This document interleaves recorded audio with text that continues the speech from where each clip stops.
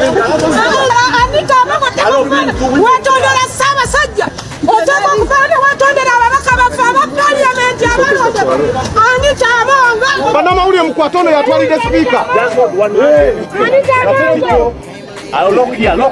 Anita alina okwetondera Abaganda. Anita alina okwetondera Abaganda.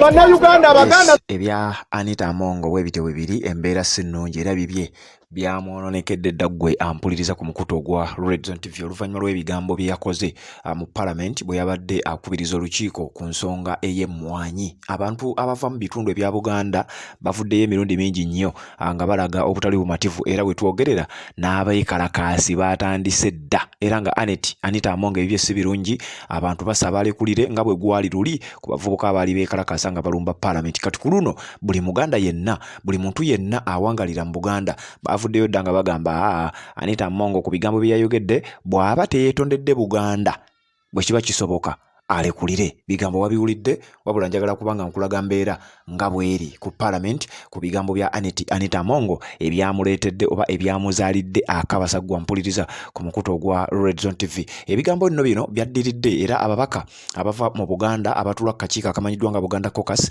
nabo dda bavuddeyo ne babanga nabo bataddewo ekiwandiiko kyabwe era nga balagira Anita Among aberenga yeetonda sinakindi okubanga Alekulira. Abantu abava mu bitundu bya Buganda abalala bavuddeyo bo ne batandika okwekalakasa nga boolabye era nga boogenda okulaba mu katambi kengenda okubanga nkuwa. N'abamu ku bantu ab'amaanyi mu Buganda Abaganda n'abaagaliza Buganda ebirungi nabo batandise dda okubanga bavaayo okubeera nga balaga obutali bumativu bwabwe nga bagamba nti Anita Among ekintu kye yakoze kya bulabe nnyo eri eggwanga kubanga n'Abaganda nabo bannayuganda ate era ng'okutuuka ku Uganda osookera ku Buganda. Kakati nno nga bwogenda okuwulira ab'akakiiko aka Buganda Caucus n'abamu ku bantu abalala nga bwe boogera kanzije tubeere nga ate tweyongerayo.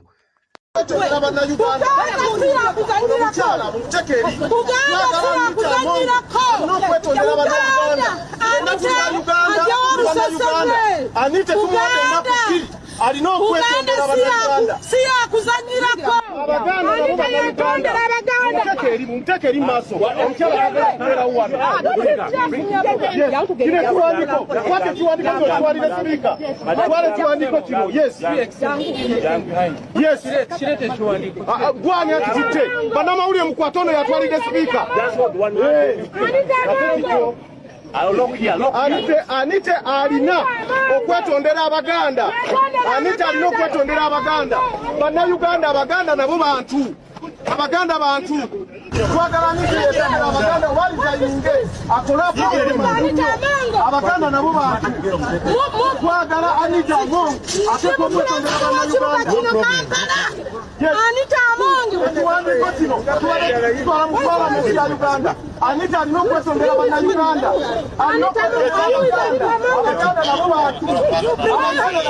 Electoral area. Yes, Katabu Moses nze Lord Council yes obuzibu twagala Anita yayogedde ku Baganda ngagamba Abaganda tebalina kubeera mu Parliament.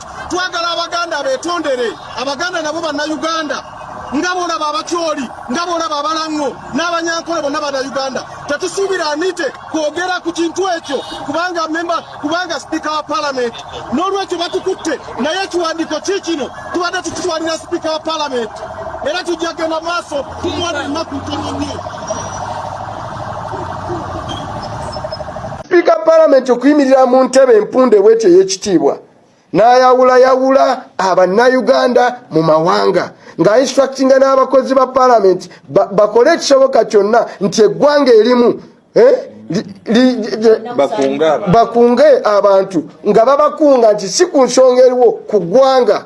Sipiika wa Uganda senga yabadde mu nsi etalima matooke na mayuuni nante senga olwaleero yalekulidde dda. Kyova olaba olwokubiri tugenda kuddamu tutuuze olukiiko lwa Buganda Parliamentary Caucus tusalewo ku political action gye tugenda okukola.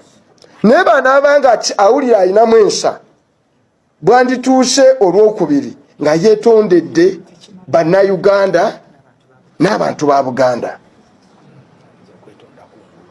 Ate okwetonda tetwagala kuno okwaki okwamaseeneeko okuseka amajemulu kufa omukyalo etumwagadde twamutwala n'emmenge e Buganda. N'olwekyo tumusaba ku kino nga tetunatula lwakubiri baba ayinamu ensonyi yetondere Obuganda yetondere ne bannayuganda. Bannayuganda bannange, nze Alhaji Latif Sebagala Ssengindo owakawempe empya basabo ne banyabo ndi wano okugabana nammwe obulumi bwe nawulidde nammwe bwe mwawulidde olw'ebigambo ebyayogeddwa Speaker of Parliament Nalongo Anita Among ku nteekateeka ery'ebbago erigenda maaso. Mwalabye obutambi nga Nalongo Anita Among agamba Kinak oba namba ziweze n'okugamba nga alinga awa ebiragiro tigezaako nnyo okulaba nti abantu abava mu Buganda tebafuna numbers. Etteeka lino Nalongo Anita Among okujja UCDA okujja ekitongole kino kya UCDA okukitwala mu minisitule y'ebyobulimi kyajja lwakutogera Buganda, kyajja nga kyolekedde Buganda. Nalongo Anita Among ebigambo bye wayogedde biswaliza ddala kubanga tumanyi bulungi nnyo bannayuganda bangi batandise ofuna akamwenyumwenyu nga kava mu kulima mwanyi. Ssaabasajja Kabaka akubiriza bannayuganda bonna naddala bali mu Buganda okulima emmwanyi era omulimu ogwo Ssaabasajja tugweyanziza nnyo. Oweekitiibwa Katikkiro atambudde amasaza ga Ssaabasajja Kabaka gonna mu Buganda ng'akubiriza abantu okulima emmwanyi era olwaleero ojja kutambula mu Buganda ng'olaba nti akamwenyumwenyu weekali kubanga ekirime ky'emmwanyi kitandise obbaleetera kasente.